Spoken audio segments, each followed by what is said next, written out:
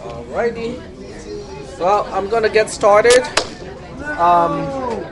Hello. Hello there. You need an air horn. You need an air horn. No, a cap gun would work. No, an air horn. That way you can be like, I don't like to toot my own horn, but... I need an air compressor on the roof and a little, string that I can pull, so the horn will just, blast, Well, then you can adjust the tone and pitch of it. Yeah. No Doppler effect. Das ist verboten. So I'll go ahead and get started anyway, whether you guys are ready or not. I looked at the participation report, and it was not very encouraging. I think out of the entire class, maybe 7 people have read the topic about stacks. And guess what? I'm done with stack already. We're moving on to call and return today. Okay? So, the bus has already left the station. So all that stuff is review for us. We're computer scientists. Well, I think only one of 2 things, or one of 3 things can be the case. One, I was doing such a terrific job that you guys do not need to read anything, which is very unlikely. 2, You're a great teacher. That's all we do. You're a great teacher at this level, Pat. Well, I guess the next test we'll find out, right? I mean, 2, people are just not reading it because it is. Don't even bother putting it on the test because then you don't have to grade it. I wasn't even here and I know it. I'll just look at the name, see if I can recognize the name. So, if so, I will just put in a grade that I think that person deserves. What will mine be? Very nice. Remind me to find something. So, so I think for a class like this, it is important to review the notes, before and after the class. And, I really don't want to nag, because I do enough of that at home already with my 5th grader. And you guys are not exactly 5th graders either. So Gee, thanks. What? Saying we're not as good as a 5th grader. I guess, when some of you have kids and you understand, what it is like, when you have, 5th graders. And anyway, we are done with the stack already. Today we are moving on to call and return. Okay, so things are just starting to get interesting now. I mean, we have a long way to go. All right. So about call and return. So what we'll do is we'll take a look on this slide here and also this one here. Okay, this is coming from the old version of the notes. Any questions back there? No? Yes? Well, this is pretty much as big as I can fit, because if I make it any bigger, I cannot fit enough information, on the screen. That looks fine. Is it? Yeah. I have to stand back. It looks fine from here. Just I like smaller fonts on my screen. This is like way too big. I like it when I don't have to move my eyes to read several lines. And this one, I need to scan the whole page, just to see the whole thing. All right, so we'll talk about calling and returning, which is something that you should know already, at least in the context of C. So we'll start with that, with subroutines. A subroutine has several things. It has one entry point, in C at least, and you have one exit point, which is also the case in C. And a body, which means the main body of the subroutine. Subroutines in assembly programming are very similar to subroutines in C, in particularly the C programming language. In other words, if you want to, you can return from a subroutine from multiple places inside the subroutine, which is usually not a very good idea. Okay. Now I have talked about this with many people, and different people have different ideas of whether it is okay to have multiple returns within the same function in C. My personal take is there should only be one return, okay? At the very end. Because if you put a return somewhere in the middle of the code and you have additional code after that, guess what? That's dead code. Okay? If you have one single return at the very end, then you know that it's supposed to go all the way to the end. With only the exception of, if you have an exception that cannot be recovered anyway, then you can have return any place because, it really does not matter. It is just an emergency exit in that case. In assembly programming, it is exactly the same thing, except you have even more freedom as to where you want to put your return. You can have one single return for two different subroutines. You can have jump across subroutines. Do Okay? what now? Huh? You can have a go to from one subroutine to the middle of another subroutine and then exit using the other subroutine's exit or return. That sounds like You a can horrible do idea. anything you want in assembly. Okay, so that's kind of cool. And that's why I said here, in assembly language programming, it is even more flexible than it is in C. Now, C is already not as flexible. C is already more flexible than Visual Basic, because in Visual Basic, there's only one single return point at the very end of the subroutine, and it's also implicit. You can assign a value to the name of the subroutine as many times as you want, but it does not actually go back to the caller until the very end of the subroutine. But in C, you can basically say, oh, I want to get out of this subroutine now, and you can just say return, and off you go. In other words, you can beam out anytime, anywhere you want. So what if we had a function named Scotty and then made a bunch of functions after that? Yeah, beam me out, beam me out, beam me off, Lib Scotty. beam me up. Lib Scotty. Loop Scotty. Well, No, Scotty lib. is dead already. Lib. Library. Lib Scotty. Okay. And as a result, it is also easier to make mistakes in assembly language. And this is the beginning of all the other interesting stuff. So conceptually, you already know, what it is like. Okay, we have a single instruction called call. It's kind of like jump. Okay, it's kind of like JMP jump. And once again, I do not understand why call is spelled out with all 4 letters and jump is JMP. So that's just not consistent. Someone was smoking weed. They hate the you. Sorry? They hate you.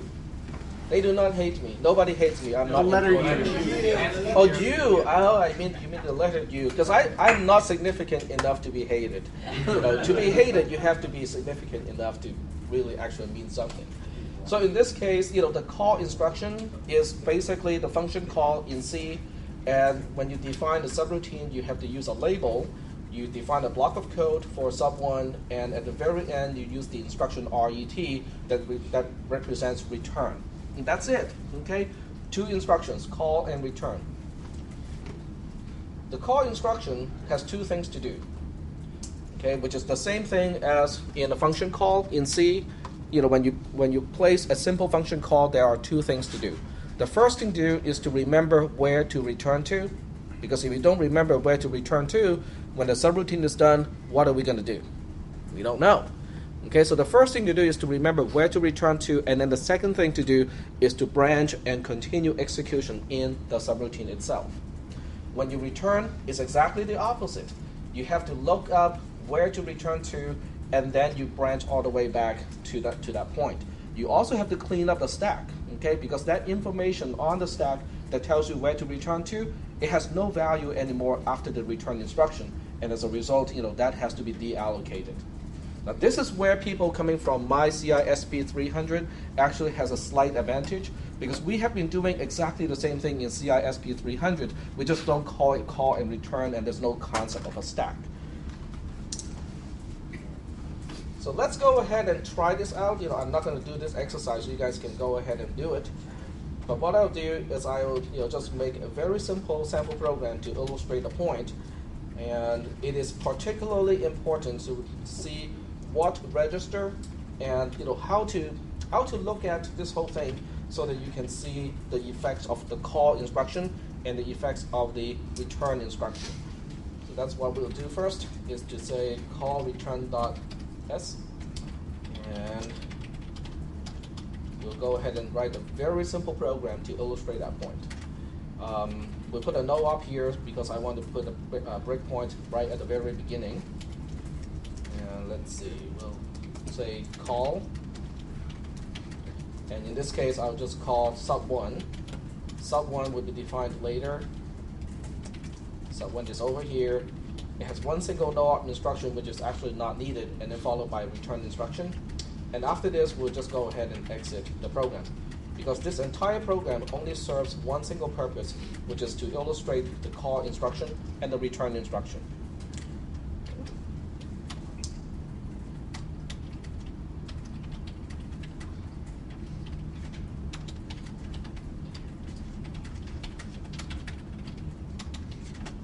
The height of the keyboard is not exactly right. All right, so here we have a program that we can debug in GDB. We'll put a breakpoint on line 4, right before the call instruction. And then here we run the program. This is right before we perform the call. And what we want to do is to first take a look at the stack pointer. The stack pointer at this point is ending with 540. Okay, only the last two digits is actually useful. Okay. And we don't want to look at the content on the stack at this point, because there's nothing on the stack that belongs to me anyway. I haven't really done anything to the stack. But I do want to look at the stack pointer because I want to see it change when we perform the call instruction. Okay, so near here, what we'll do next is to, let's go ahead and do one more thing. Not exactly sure how to do it. I want to display the address of the next instruction. And I'm not exactly sure how to do that. Let's see, help list. That's just listing to list around the line containing that address. But it doesn't show me the address of the next line. Actually, I do have some idea of how to do it.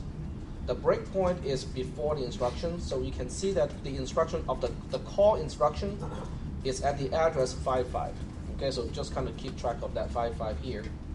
And I'm single stepping into the subroutine. The subroutine has one no-op instruction and then the return instruction. At this point, I want to take a look at the stack pointer again. You can see the stack pointer was 540. It is now 53C. What is the difference in terms of value? 4 bytes. 4 bytes, okay? And what do you think we use those 4 bytes for? The address, the return address, okay? Where should we return to? Now let's double check and see if the address or whatever we pushed, makes any sense. Now this is implicitly a push, okay? In other words, the call instruction is implicitly a push instruction followed by a jump instruction. It is equivalent to those two added together, combined. Let's go ahead and take a look at the memory content at exactly where the stack pointer is pointing at. It's this particular address. Now how does that compare to the address that we have a little bit earlier? This is 8055, which is the address of the call instruction itself. This is 805A, which is the instruction after the call instruction. So that means, when we return, we don't return to the call instruction itself, we return to the instruction immediately following the call instruction. Now when we single step into that instruction, we'll actually confirm that that's the address. Okay, so we'll see this again. We are now about to execute the return instruction. And here's the return instruction. We have not executed that yet. We'll single step right here. And it unfortunately does not show me where the address is. It just shows me the location. I can actually see that by using the special register. It's called EIP. EIP stands for Extended Instruction Pointer. It is always pointing to it always has the address of the instruction to be executed next. So EIP is one of the registers that you really don't have direct control over, but it always shows you the address of the instruction to be executed. So at this point, we are back to 805A, which is the address that we saved on the stack a little bit earlier. We also want to take a look at ESP. It is also back to what it used to be before the call instruction. Okay. Are there any questions about this trace at this point? No questions? Okay.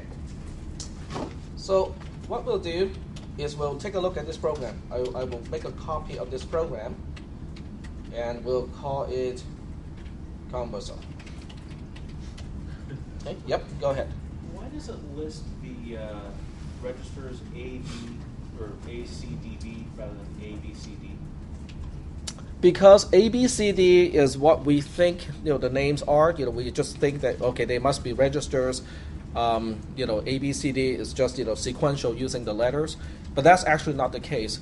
A stands for accumulator, B stands for base, D stands for destination, and C stands for counter. So that's why they are out of order, because they actually used to have special meanings back in the good old days, but now that we use the 386 enhanced mode, they lose, for the most part, they lose their original meanings. But that's why they're not just alphabetically sorted, because they actually have special meanings. Okay, so now we take a look at cumbersome. And this time, I don't want to use a call instruction anymore. Okay? And I don't want to use a return instruction anymore. The question is, how can I accomplish the same thing as a call instruction, but without using the call instruction? In fact, I want to say that I won't even use the push instruction, because we already know that we don't need a push instruction or a pop instruction, right? Because as of last class, we know how to use the add instruction combined with the move instruction to do what push does. So in this case, let's go ahead and see what we have to do here. Okay, I'll just kind of comment first, and then we'll find out what instruction we have to use in order to accomplish that. So the first thing we want to do is to save the return address on the stack here. The second thing we want to do is to continue execution in the subroutine. When we return, it is exactly the same. It's exactly the opposite. So the first thing we want to do is to retrieve the return address from the stack, and then we want to continue execution at the retrieved address. Okay. Okay. This is what I want to do. Now we have to find out what instruction we have to use in order to accomplish exactly that. Well, let's take a look at the call instruction first. The call instruction requires me to save the return address on the stack. What do you think is the return address? If I have to put a label before the instruction, let me show you the line number so that you can tell me which line should I use to define a label as the return address. 9. Line. No. No, you don't need one. Line Whatever 7. line you do it at, use dot. Whatever line you write it at, use dot. Dot. Yeah. Because we can always use dot to just mean right where we are. I'll put it here. This is my return address. Okay, because when this entire sequence of instructions is done, I want to get back to this point. Right? Waste of a perfectly good label. Waste of a perfectly good label. I don't think there's another way to do it without the use of a label. Unless you know exactly how long instructions are. What? Okay, well, we'll just use the label for now, okay? How do I push this on the stack? How do I save the address, which is return address, on the stack? Remember what we did last time? Sorry? Move that address of that label into the register. Okay. We can do some shorthand here. We can reserve this. Remember, you don't want to put anything on the stack before you reserve that space. So always want to reserve the space before you actually move something onto the stack. How do we reserve 4 bytes on the stack? Move the ESP pointer down. Move the ESP register down by 4 bytes, which can be done by using what instructions? Sub L. Okay, sub L $4 ESP. ESP. So this will reserve 4 bytes on the stack. And then how do we copy the return address to the 4 bytes that I just allocated? Move L. Now, if I want to use return address to whatever ESP points to. Have we seen this instruction before, or this sequence of instructions before? We have seen something similar. I think last time I used add L -4, which accomplishes exactly the same thing as subtract long 4 from ESP. So you can use either one. It doesn't matter which one you use. It has the same effect. Is everyone convinced that these two instructions on line 6 and line 7 will save the return address on the stack? Okay, very good. And this is the easy part. How do we continue execution in the subroutine? Jump. Plain old jump to sub1. Very good. Now, how do we return? Well, to return, I have to first retrieve the return address from the stack. How do we retrieve something on the stack? Let's say to a register. Okay, let's just say that EAX is disposable. So how do I retrieve something into EAX? How do I retrieve 4 bytes from the stack into EAX? Okay, so we move whatever the stack pointer points to into EAX first.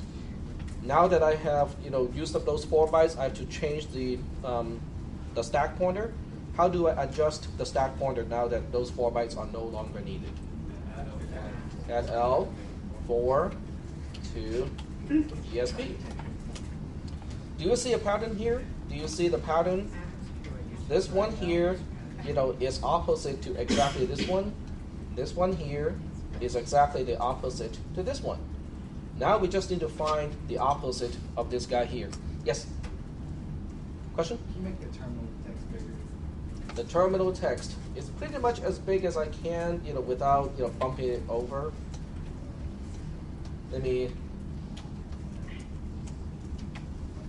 That's really big.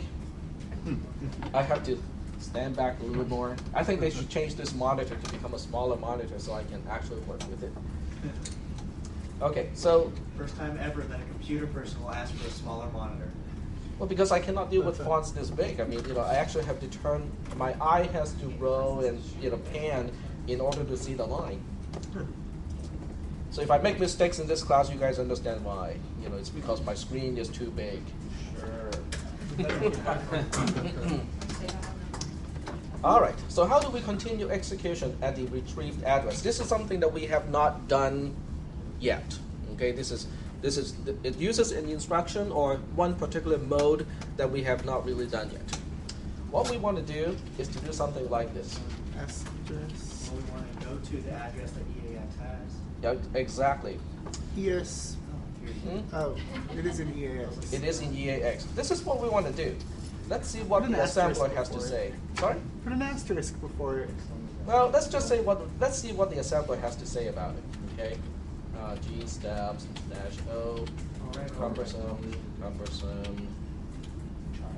And it says, it's only a warning. Okay? I can do it. It's just that, this is an indirect jump, and it is much better, according to the assembler, to put an asterisk before EAX.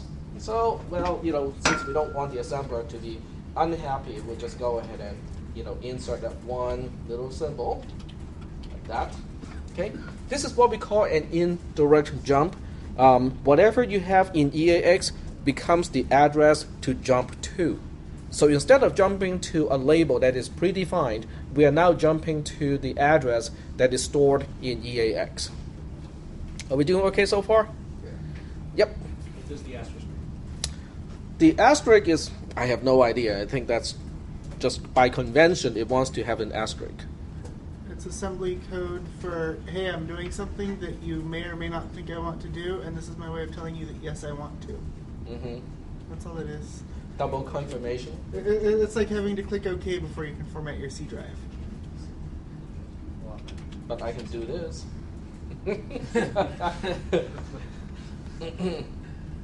All right, let's go ahead and Go for it. make the assembler happy, and then we'll do a link cumbersome.o cumbersome, and now, oopsie, what was that file? Backward. Backwards. Move your -O. Oh, I have to reassemble because it just destroyed the .o file.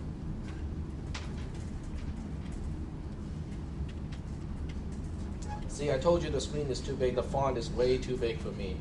Just need a make file. Yeah, we'll talk about that because now that we have some routines, I have a reason to talk about the make file. You always had a reason. All right, so let's go ahead and see if this program is going to do the same thing, because I do not have a call anymore. I do not have a return anymore. Instead, I have really basic instructions. Other than that one last jump instruction that we haven't seen before, everything else are things that we have seen already. So let's put a breakpoint on line 6. That's our first instruction that is actually useful. So run the program. We are now at line 6. We want to take a look at ESP.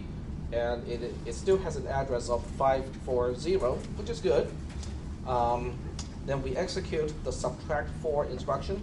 So ESP will move down by 4 bytes. Single step, take a look at ESP again, and sure enough, it is just 4 less than before.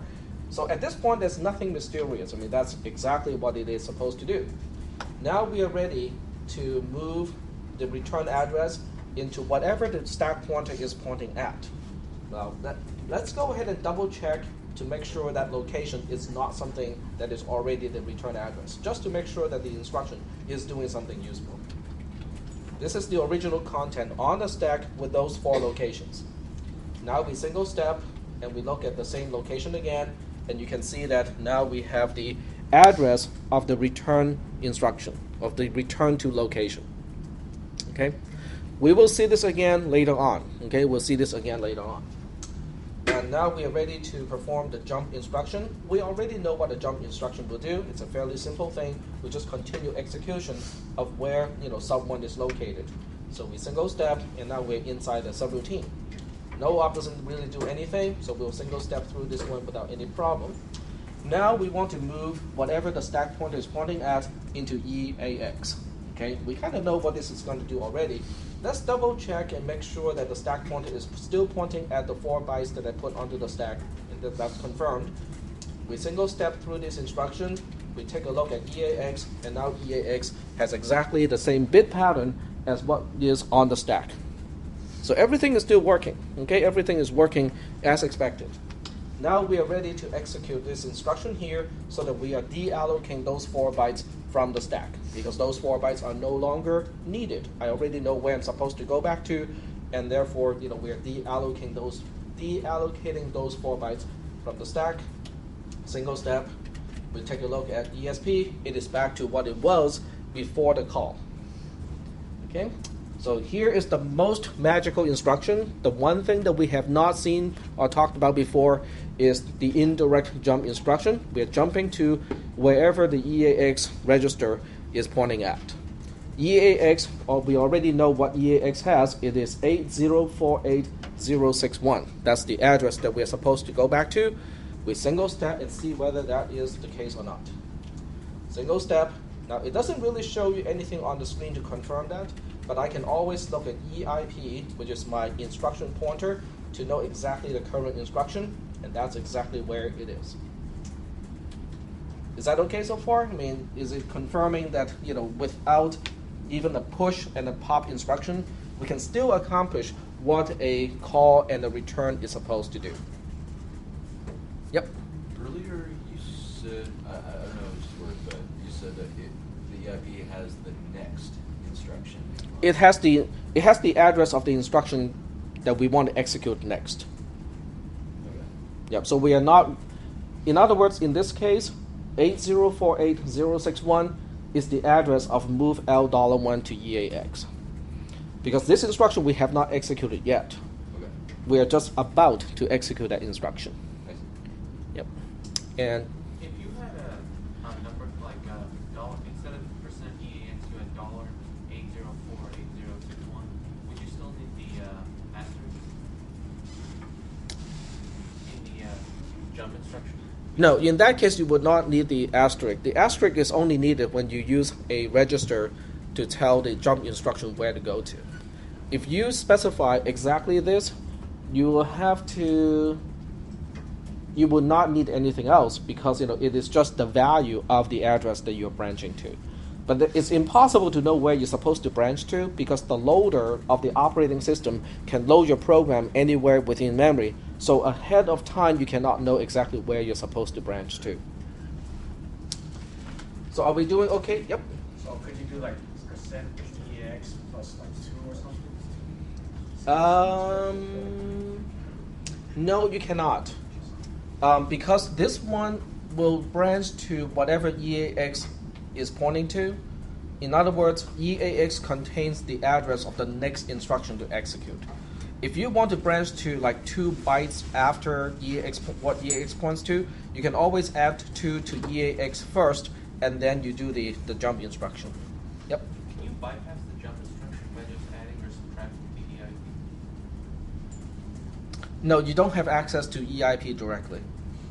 So EIP is one of those registers that you do not have direct access to. I believe it is the same thing with E flags. You cannot use move L to move something into E flags. Any other any other questions about this example? No questions? So we are all familiar with call and return now?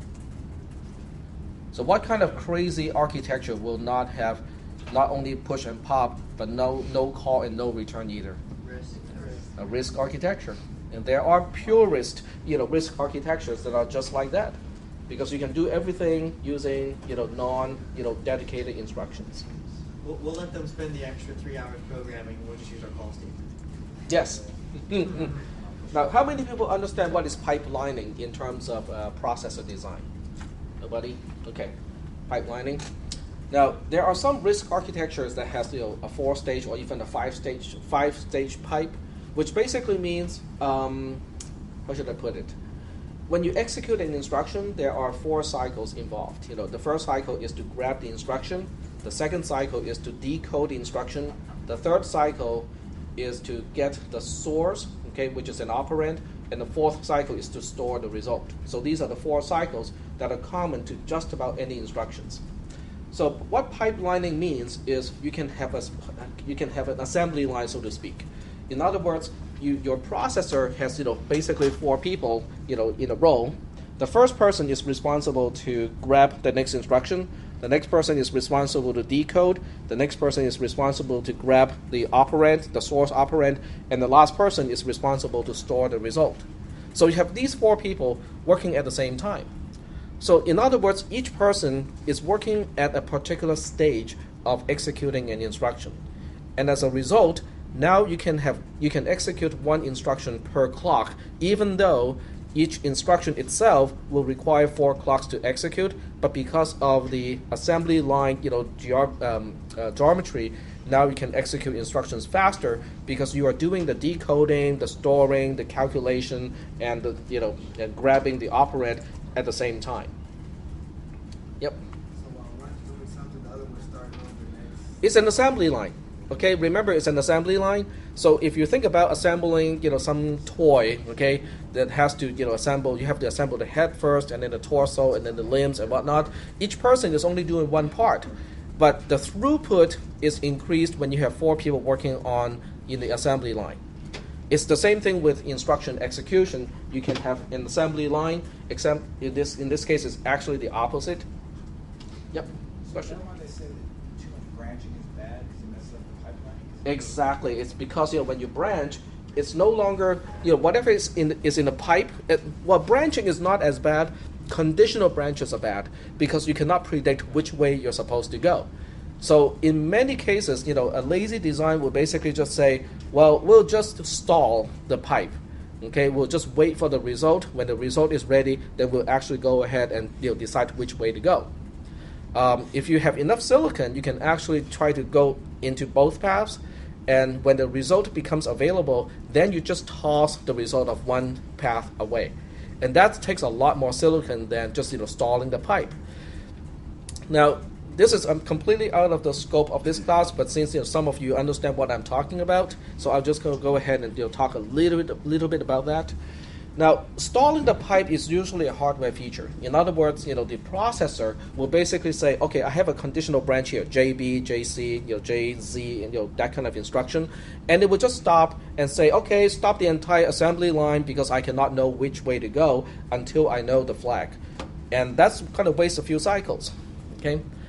But there are architectures out there that does not have pipeline stalling. Okay, it will just take whatever the Z flag has, and then it will just do the branch. So now it is up to the software to introduce an artificial delay so that by the time you execute the JZ instruction, the Z flag will be set accordingly. Okay? So that's the ultimate version of a RISC architecture, because not only do you have to implement all the instructions using very simplistic instructions, you also have to calculate the number of cycles, so that you can make sure that the pipe, by the time it gets to a conditional branch instruction, it will have the correct result to decide on which way to go. If you calculate wrong, then it will use the wrong flag because it is the wrong time to sample the flag. In other words, your compare instruction is not ready. The result of the compare instruction is not available yet, and yet you do a JZ instruction, and then it will just branch to the wrong place sometimes. Yep. So what do you do? Do your compare and then put in like 5 no ops and then do your jump? You can, exactly. That's one thing you can do, is to put in enough no ops. So you do a compare, and you put in a bunch of no op instructions, and then you basically just delay. The no op instructions do not do anything. So you delay it so that by the time you get to the JZ instruction, the Z flag will be set accordingly. But if you have something else to do that is useful, you can actually use those cycles to move something, do anything that does not affect the Z flag. So you can schedule, you can change the ordering of things so that you can optimize, the usage of the processor resources that way. Okay. But since we're talking about, RISC architecture programming and how tedious and cumbersome it is, I just wanted to introduce, this one thing here, which makes it even worse because, now you have to take the number of cycles of instructions into consideration. Yep. So then if it did jump into the 2 possibilities, and say each of the 2 possibilities had conditional jumps also, it would just get like exponentially worse, right? So it will get exponentially worse, but since you can only execute one conditional branch instruction per cycle, you have a maximum of how badly it can fan out. In other words, you can plan in hardware. If you have enough silicon, you can actually plan ahead in hardware and just anticipate the worst case. In the deepest case, how many possible branches can be the result of the instruction, so that you can just store the result of every single branch. But as I said, it's very wasteful of silicon to do it in hardware. And that's why most of the time it is all done in software. Your compiler will do all this trick here to make sure that your conditional branch instruction will execute correctly. All right. So that's just a little digression. I definitely won't ask you anything about pipelining and stuff like that in the next test. Let me just go ahead and redisplay cumbersome, and just to make sure that people do not have any questions at this point. So are there any questions about, let me turn on the line numbers. Any questions about line 6 all the way up to line 9? Well, technically it's actually up to line 11. Why these instructions are doing exactly the same thing as a call instruction. In fact, this is just doing call sub 1. No questions about that? What about the return? The return part is down here. And we have these 4 lines, which is basically 3 instructions that will do exactly the same thing as a return, except it is not, using the return instruction itself. No questions? Yep.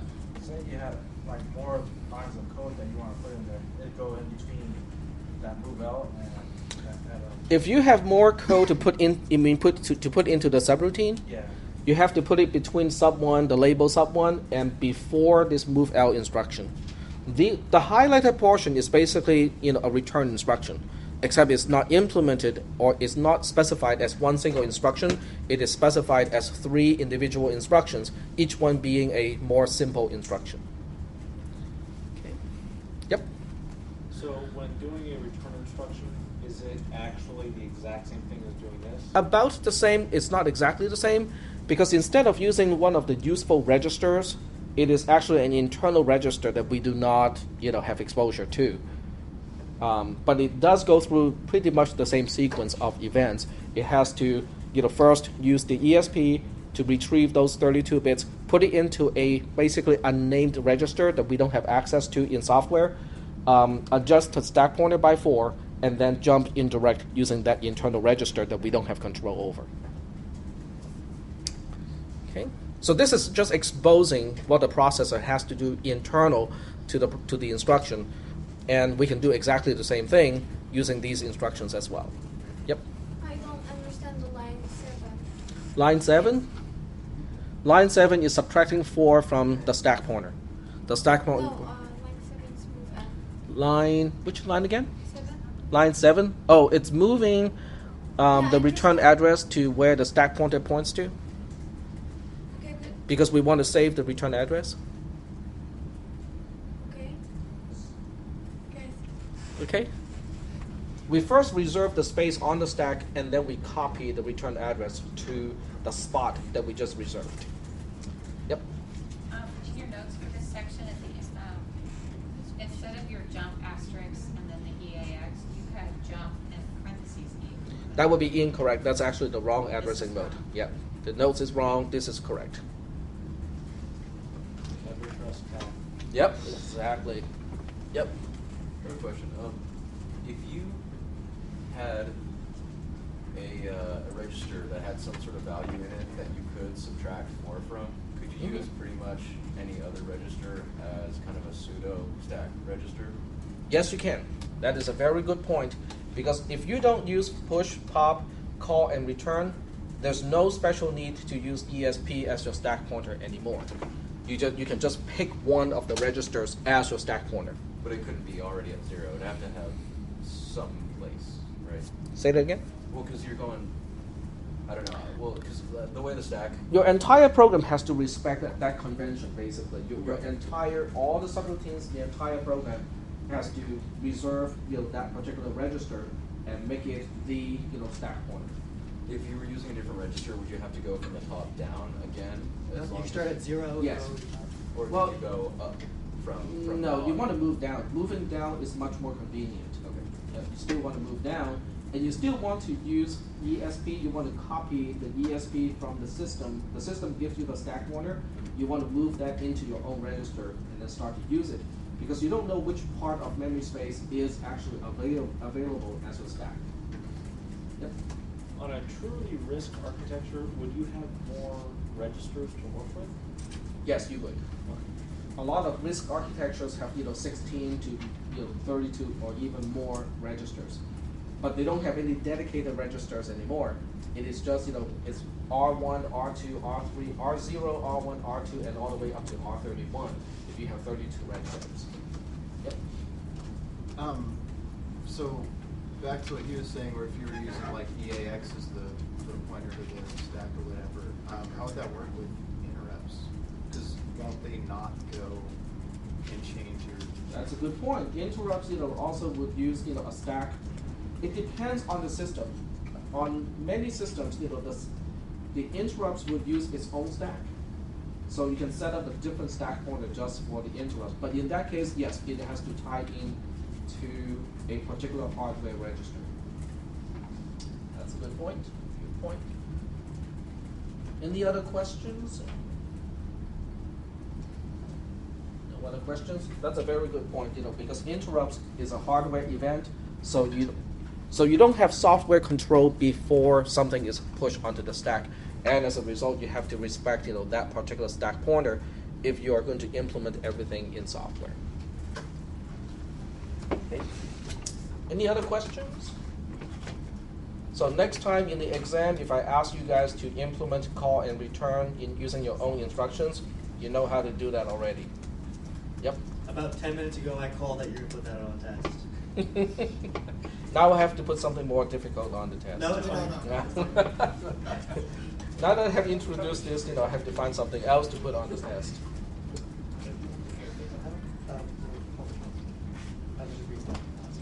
It's always one notch higher, right? Okay, let me go find this part here, and here's the exercise. It's about the same thing. Well, let's do some more tricks in assembly. Okay, so this time I won't use the cumbersome way to do it, and we'll do it in BI. one return. And you'll see why there's only one return here. Text.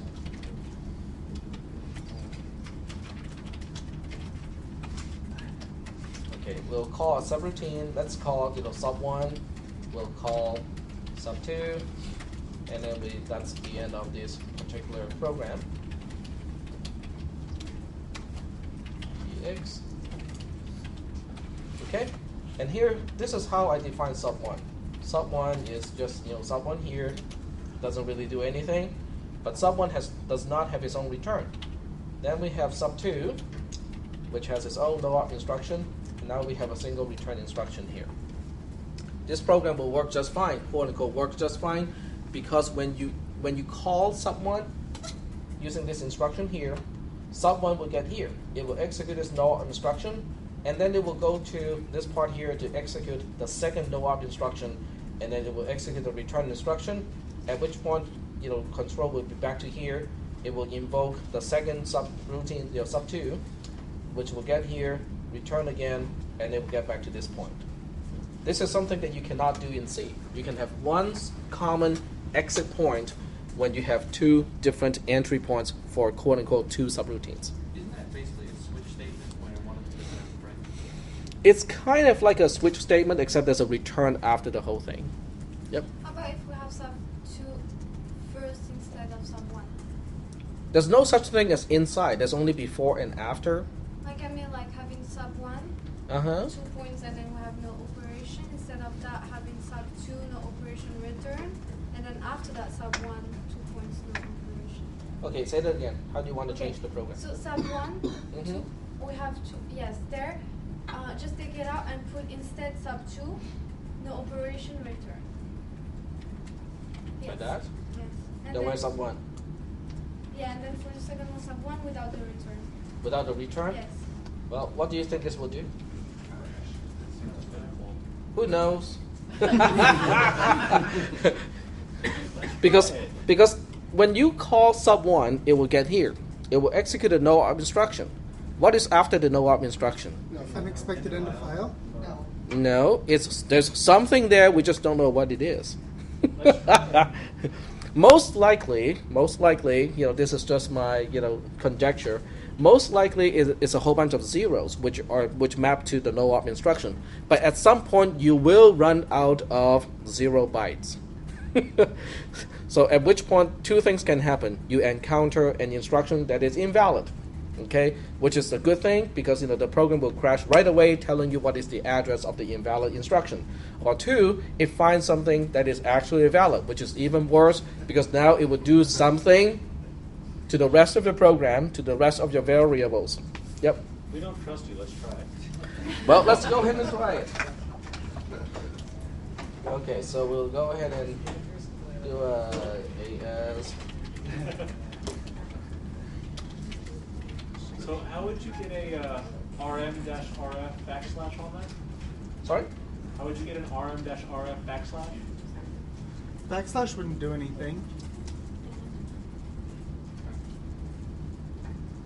That would recursively remove your... Forcibly. F stands for force. So it won't ask you when you remove a directory. Normally, when you use rm to remove a directory, it will ask you, are you sure you want to do this? When you say, F, that means, don't ask me. I know what I'm doing. Recursively delete your root directory. As a regular user, you cannot remove the root directory, but you can definitely nuke your home directory if you do that. Sorry, the joke is dead. Never mind. Oh, okay. I didn't get it. Okay, so here we have our program. Let's go ahead and put a breakpoint on line. Well, I cannot put a breakpoint on line 5 because it is right after the underscore start instruction. So I'll put one in line 18 instead, which is the first instruction inside the subroutine. So we run, and here's the no-op instruction, a single step. And it doesn't know what to show because we ran out of source code already. But we know the instruction is at blah blah blah 60, and it cannot find the bounds of curling function. And now we have a problem because if I did force it to execute, it received a segmentation fault because I think the instruction there is invalid. That would be my guess. So did it execute on something every time you pushed that? No, it didn't. No. It did not execute. The debugger is trying to be very safe and say, well, I don't know, this location here is not a part of your program, and it refused to execute that instruction. But when I say C to continue execution, it would just go ahead and do it anyway. So now I can take a look at that location. I think there's a disassemble feature with examine. Of course, I cannot remember exactly what to do, so I will just do an I. That's what we need to do. So x/I, I suppose, with EIP, and that's the instruction after the no-op. And obviously, this is going to cause a problem, right? Because what is in EAX? Well, let's find out, because I'll bet you it is not a valid address. That's why it crashed. It's crashed not because it is an invalid instruction, but because the instruction is going to a location that I cannot access. But all it's going to do is add 0 to a 0. No, it's adding 0 to the location, to the byte at location 0, and that's why we have a problem, because I don't have access to location 0 in memory. It's indirect. The linker puts that at the end of every function just in case. No, if the linker is going to put something, I think it will pick something that is more obvious, instead of something like this, like a trap instruction, maybe. So this is definitely something that is just random out there and just so happens to be the instruction after the no-op. Yep. So what if you forced a particular address to the EAX and then step forward? Can you put an address in the EAX? Yeah, you can. Sure, you can. But I don't even have a data segment. Well, I suppose I can do this, set var EAX equals to ESP, because that should be a safe location, right? So now we can continue, and it will still... It didn't exist. Yeah. Well, it doesn't know what to show anymore. And the program has accessed it already, so I can't even look at EIP to see where it is at this point. Yep. I have a question. Why can't we access location 0? Sorry? Why can't we access location 0? Because the operating system has already allocated a portion of memory for your program, and location 0 is not one of those locations. The operating system is not letting you access location 0. Why was it? Because location 0 probably maps to some kind of vector table. Remember the interrupt vector table?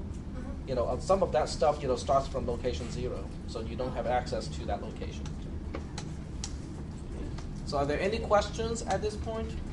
Yep. So there's no end of code character or anything? Nope. This is assembly language programming. You can do whatever you want. You can do whatever you want, and if syntactically it is correct, the assembler will go ahead and do it. It will assemble it. So the assembler is just a really stupid spell checker? It's called the assembler because it assembles, instructions, right? That's it just rallies up the sheep and goes go. Well, you can do stupid things in C too. You can have a function. You can have a pointer to a function as a pointer, put a 0 into it, and then try to invoke that pointer to a function. You can still do fairly stupid things in C. I'm still trying to get that what you just said. That's pretty cool. You guys know how to do it? How to make a pointer to a function? Was that ever talked about in cisp310? Yeah. And put a 0 into it. Just put the location of a variable into it. Okay.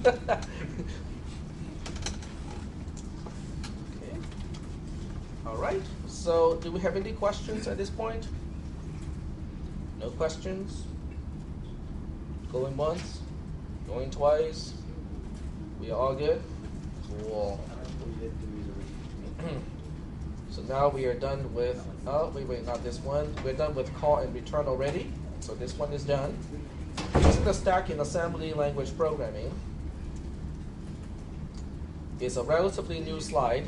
It's basically the same thing. It's all the things, same stuff that we have talked about, just presented in a slightly different way.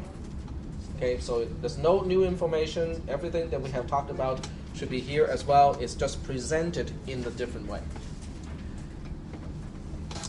So getting back to Boodle, we are now done with calling and returning. Okay.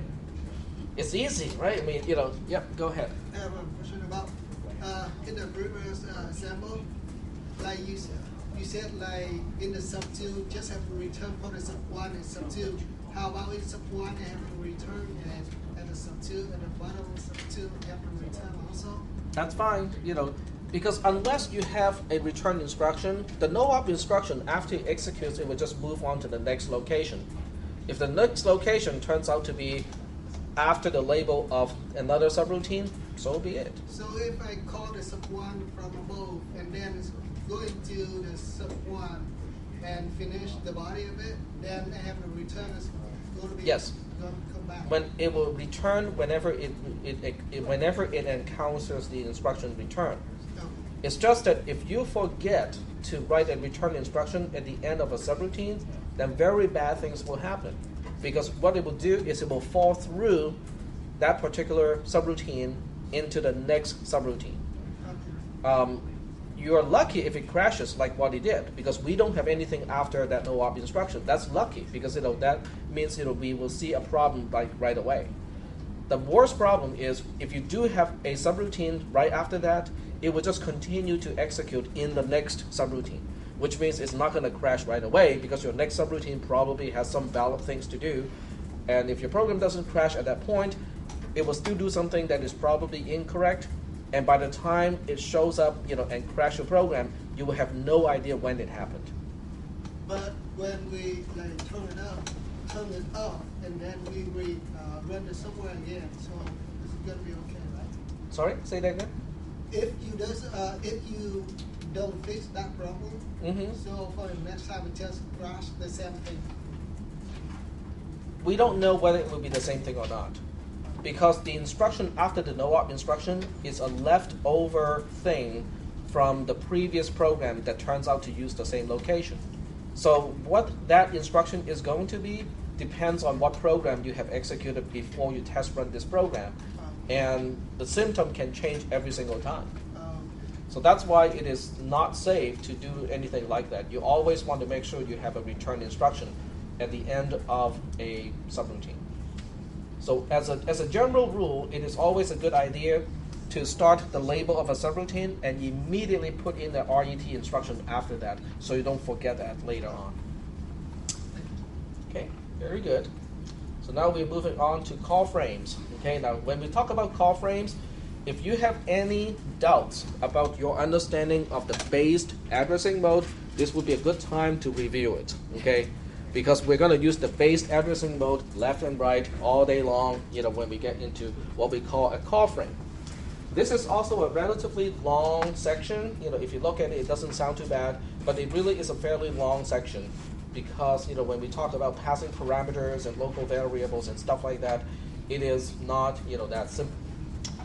Okay, so the first thing we want to do is to say, well, how are we going to pass parameters when you write programs in assembly?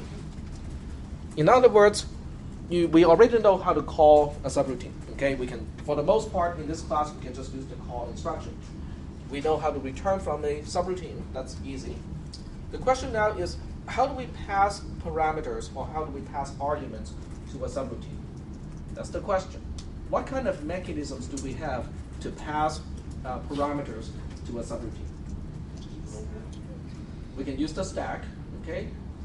Other than the stack, do we have any other ways to do it?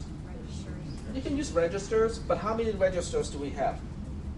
Well, we have 4 or 8, depending on how you want to define registers that we can use. But it is still finite. It is still limited.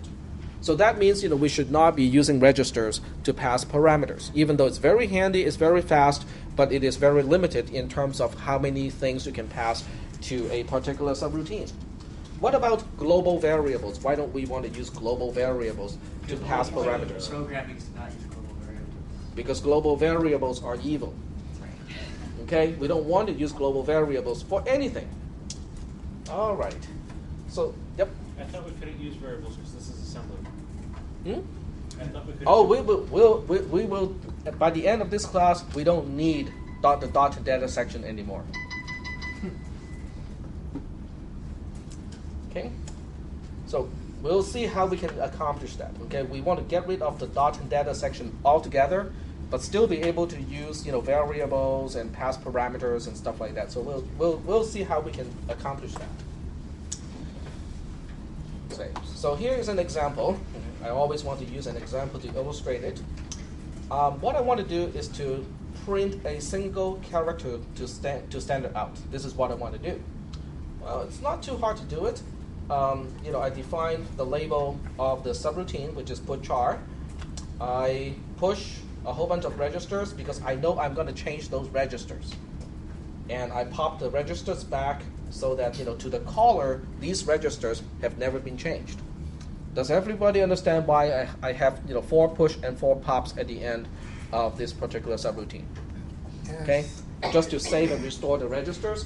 Does everybody understand why the order is opposite? Push A or push EAX is the first one, and pop EAX is the last one.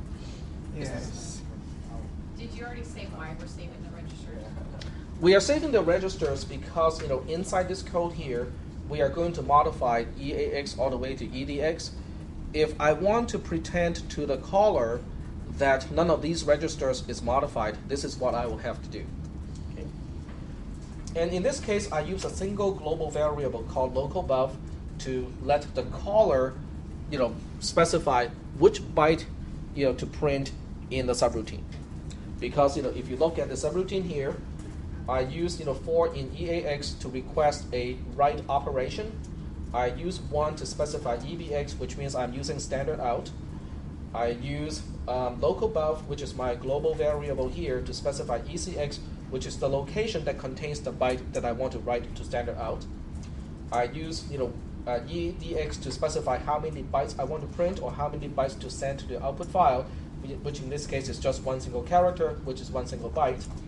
Then I request the surface, which is the software interrupt instruction. Okay, are we doing okay so far with the subroutine itself? Okay, so in order to specify what I want to print from the caller's perspective, this is what I will have to do. Pretty easy. If I want to print the uppercase J character, all I have to do is to move that character into localBuf and then call the subroutine, and I'm done. Okay, fairly straightforward and fairly simple. But we have some problems. Okay, the problem has to do with the variable localBuf is allocated statically.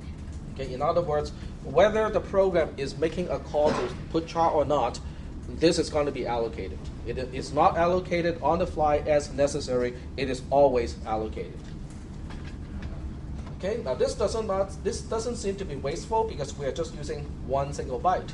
But what if you have 5,000 functions and the parameters will involve more than just 1 byte?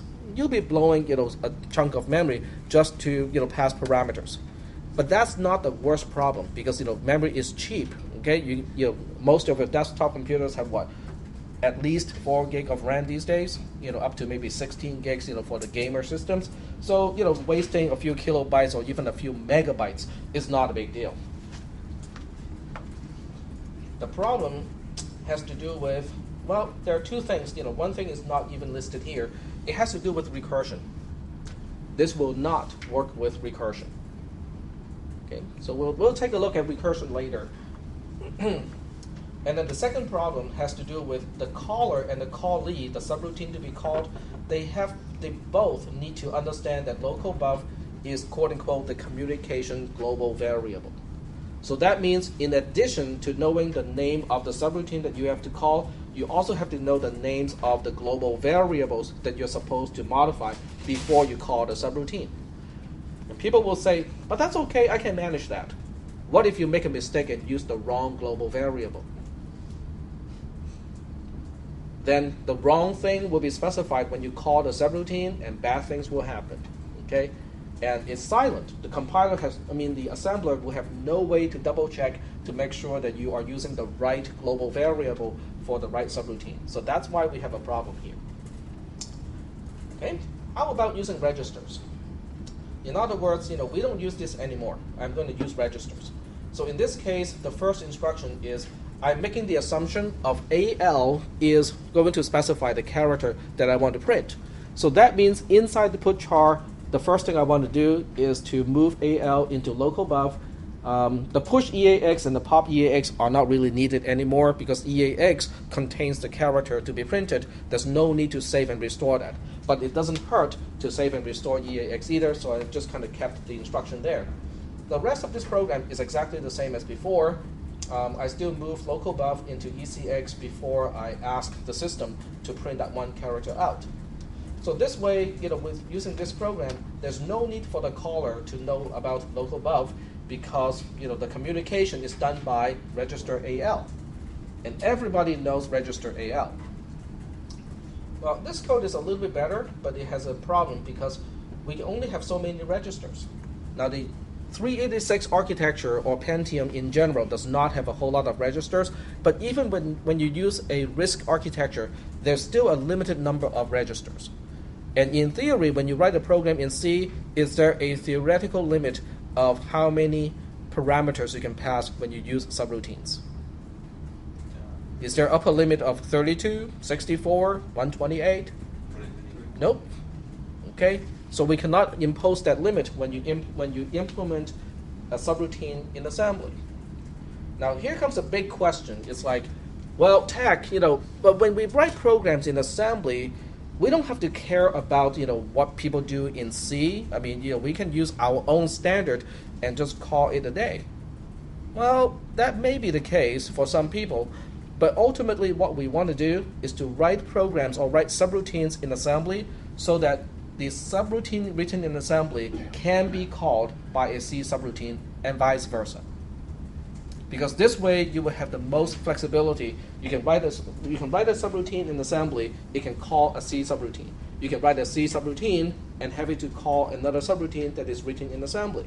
And we want it to be able, the subroutines to be able to pass parameters regardless. And that's why we are doing this. So the last one is to pass a parameter through the stack. If you want to pass a parameter through the stack, this is the caller's perspective. From the caller's perspective, we are going to initialize this and then push AX. Obviously, you can shorten the whole thing by saying push either push W or push L, doesn't matter which one. Just dollar quote unquote J. That will work too. It would just push either 32 or 16 bits.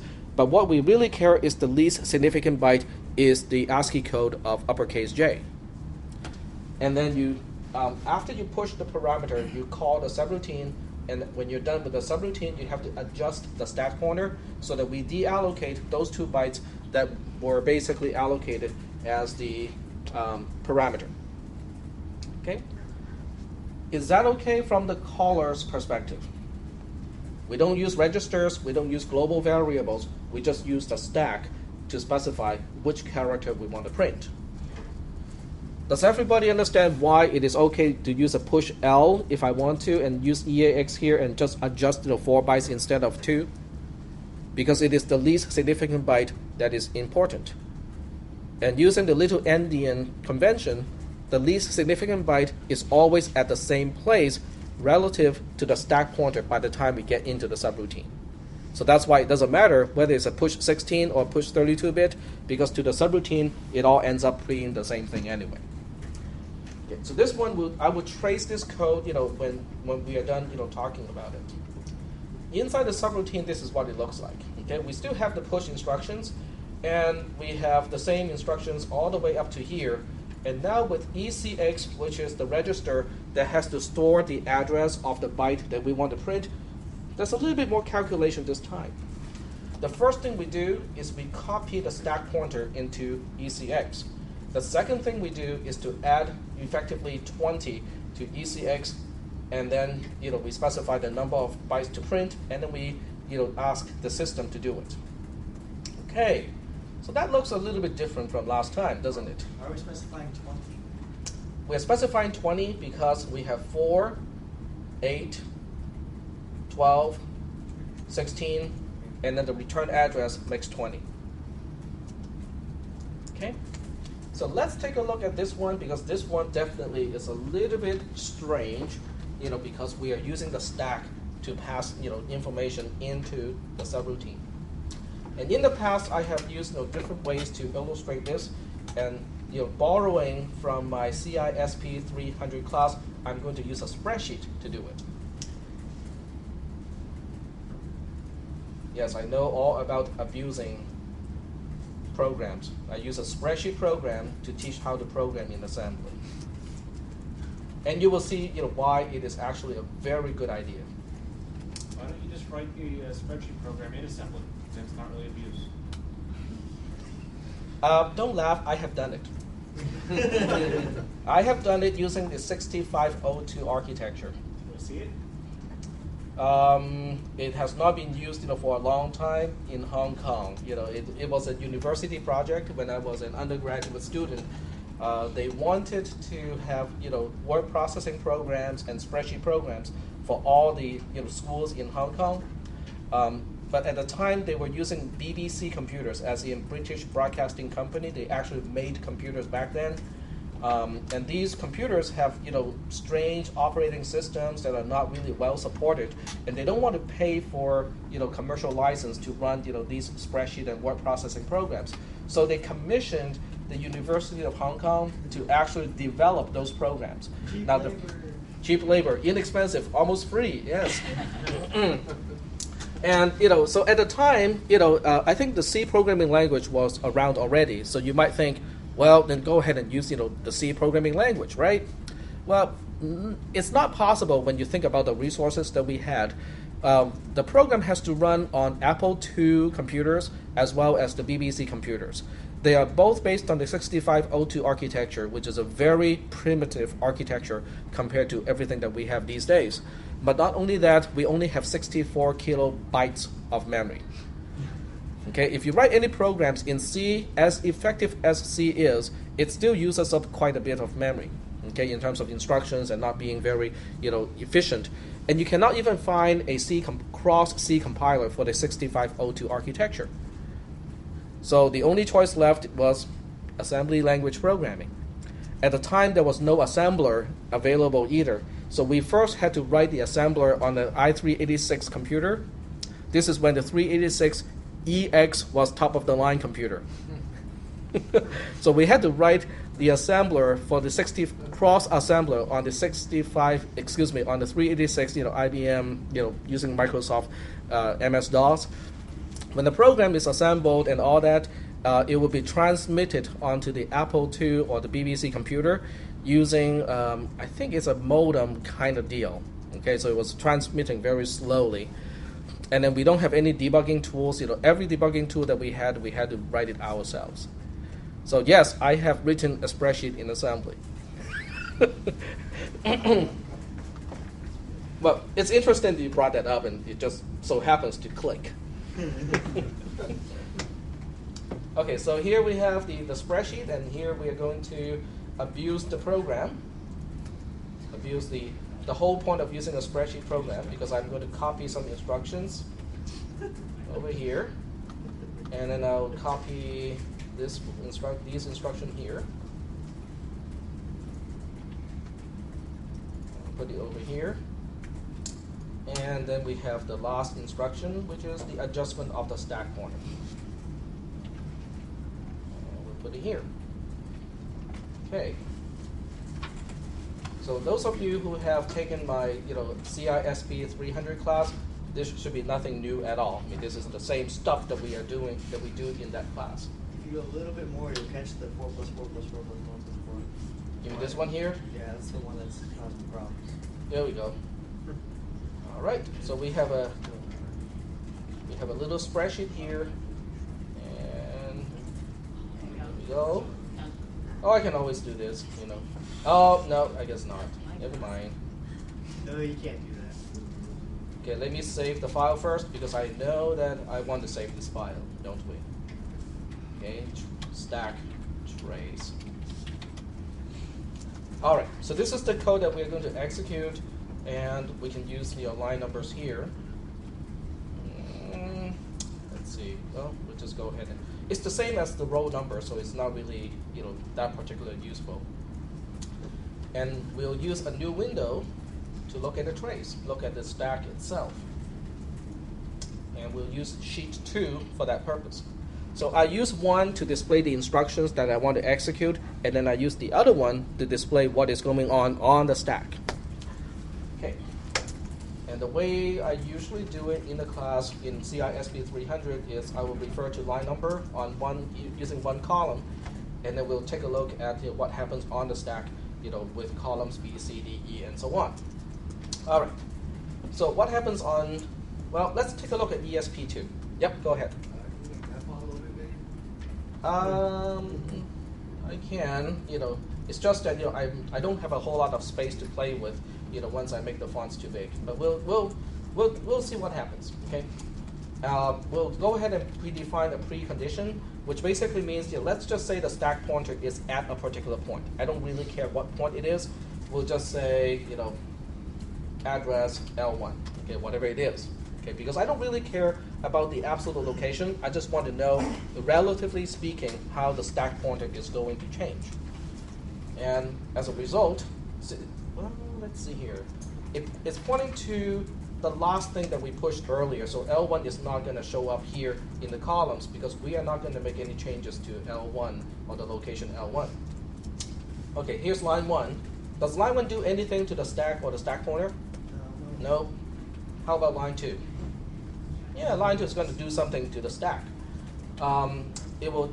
Okay, let's just say that column C is 1 byte, column D is 1 byte.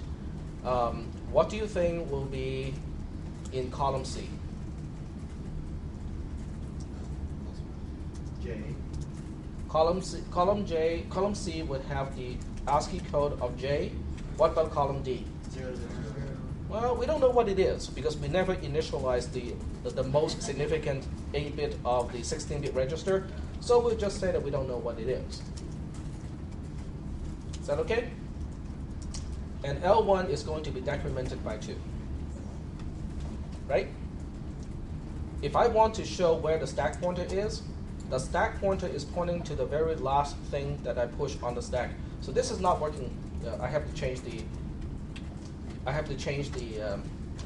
the orientation because the stack is growing in that direction, which means lower address goes that way. Are we doing okay so far? Okay, let me just make sure that we indicate that here. Okay, lower addresses this way. Okay, is that good? If I want to define the stack pointer using a vertical bar, I can do something like orders this. Okay, there's a little vertical bar here. Let's make it even bigger. Well, let's make it thick, like that. That's the stack pointer. And before this instruction here, the stack pointer is basically over here. And we can do the same thing, except this time we have the mark on this side.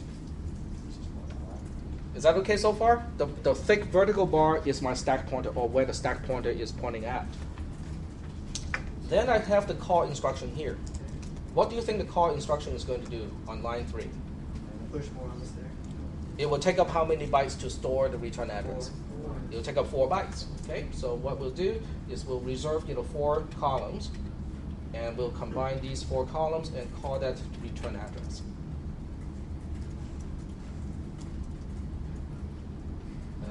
No, that's not what I want to do.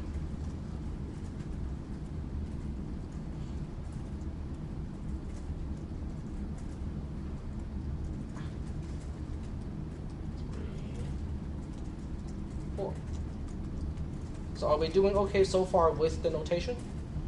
And obviously the stack pointer is going to move too. So at this point the stack pointer is going to be over here. Because the return address is the very last thing that I push on the stack. And what about the stack pointer? It's going to be L1 minus 2 minus 4, which is L1 minus 6. Are we doing okay so far with the calculations? Yep. Can you just use the left highlighter to highlight which line you're on? Because I can't really see those numbers on the far left side. You mean this line here? Yeah, can you just like put the little outline bracket on whichever line you're on right now? I'm on line 3. On line 3, yeah. Which? On line 3 here. Oh, okay. Yeah, that's cool. Okay, so now we are going into the subroutine. The subroutine will start with line 5. So here we have line 5. What do you think line 5 is going to do to the stack pointer? It's going to push EAX. It will take up 4 bytes. So this time, I think I'll do something a little bit smarter than last time. Occasionally, I come up with things that are a little bit smarter than usual. No, that did not work. It could not resize the column.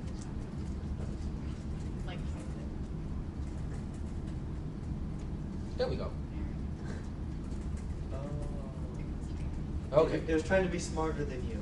It ended up being stupid. Okay, so I will combine these 4 columns and basically say this is, the old value of EAX. Okay? And the stack pointer, once again, has moved to this point here.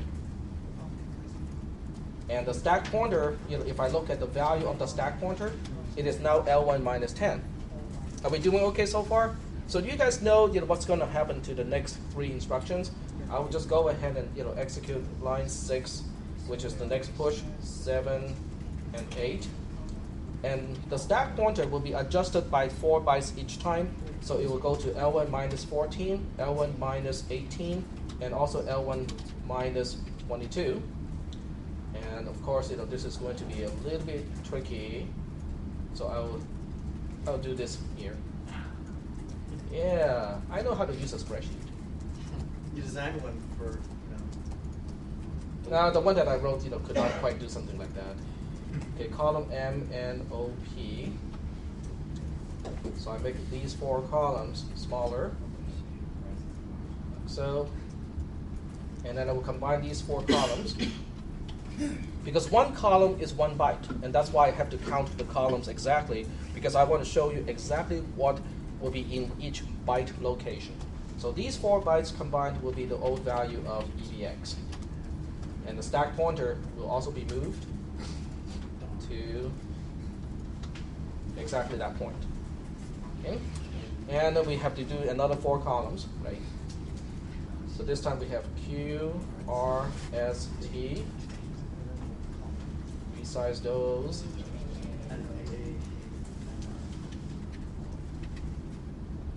And we'll call this the old value of ECX.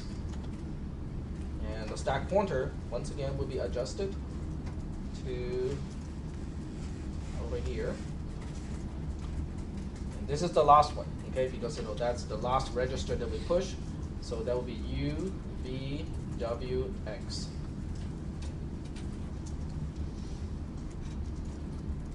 Okay, another 4 bytes used. And this will be the old value of register EDX. Are we doing okay so far with the picture? Okay, you can see the picture a little bit better when you download the spreadsheet and actually open it up. I don't have a whole lot of screen space here. You need to put a bar on the right side. That's right, the stack pointer. Very good.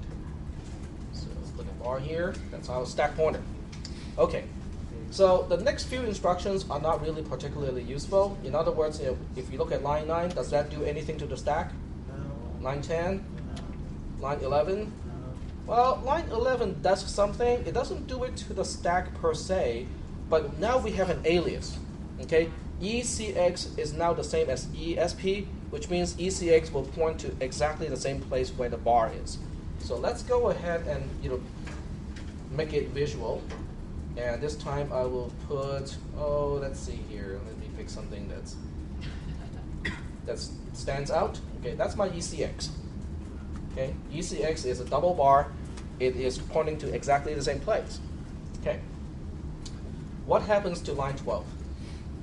Line 12 is adding 20 to ECX. So, and remember which way we count addresses. The lower addresses are to your right-hand side. The higher addresses are to your left-hand side. So what happens when I add 20 to ECX? ECX gets moved, and where do you think it's going to point to? Okay, so it will point to, plus 4. Let's do some counting here. Plus 4 will make it go to here. Plus 8 will make it go to here. Plus 12 will make it go to here. Plus 16 will make it go to here.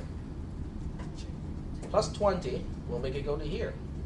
So at the end of line 12, ECX, which is the double bar thing, will point to this particular place. Is that the return address? Where you want Nope, it's not the return address. It is actually it is on top of the return address because high address is to your left-hand side.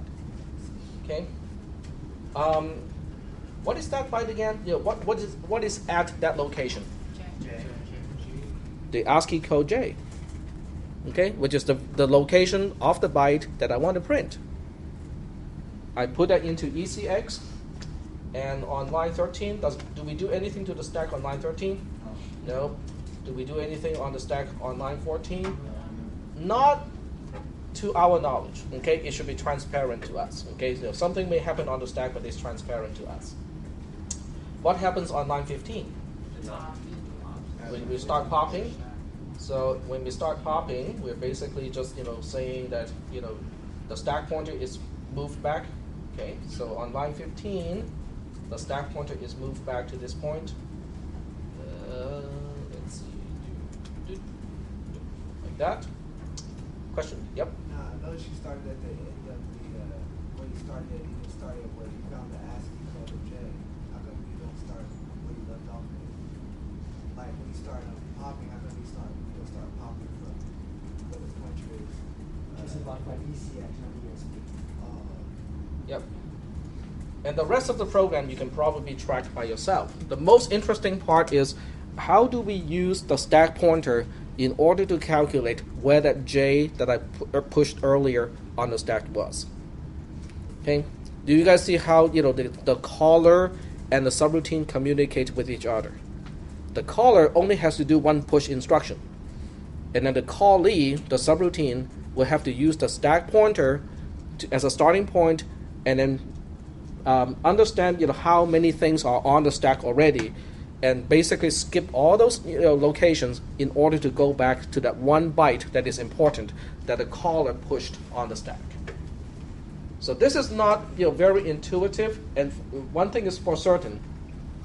If I have, this is a fairly simple program, so we don't have that problem.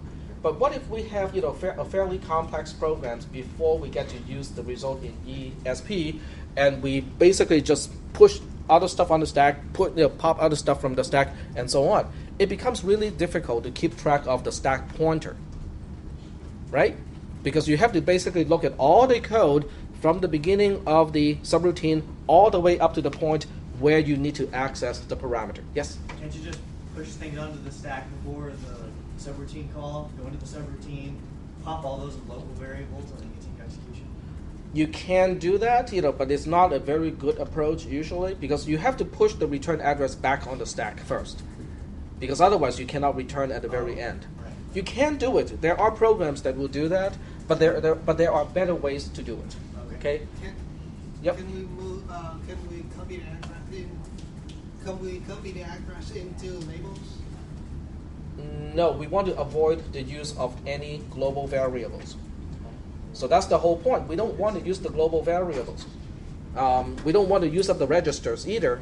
So now we're using the stack, because the stack is always there. It is in memory, but yet it is not global variable. And that's why we want to use the stack. Let me show you. I know we are running a little bit over time, but let me show you where we are in terms of the class notes so that you guys can read a little bit ahead of me. We are, where is it? Okay, this is where we are. We are basically going to talk about the frame pointer, and the project is not applicable. Okay, we're not going to do this project here. Okay, we are. At some point, we're going to move on to local variables and return values. But you want to read all the way at least through section 13.2. Okay, because we are just about to talk about what a frame pointer is and why it is valuable, why it is useful. It is not 100% necessary, but it does make our lives a whole lot easier as a programmer with writing programs in assembly. So make sure you read all the way through up to 13.2 of chapter 13 before Thursday. And then on Thursday, we'll start to talk about the frame pointer. Once we talk about the frame pointer, we will have parameters, we'll have local variables, and we'll have all sorts of cool stuff on the stack.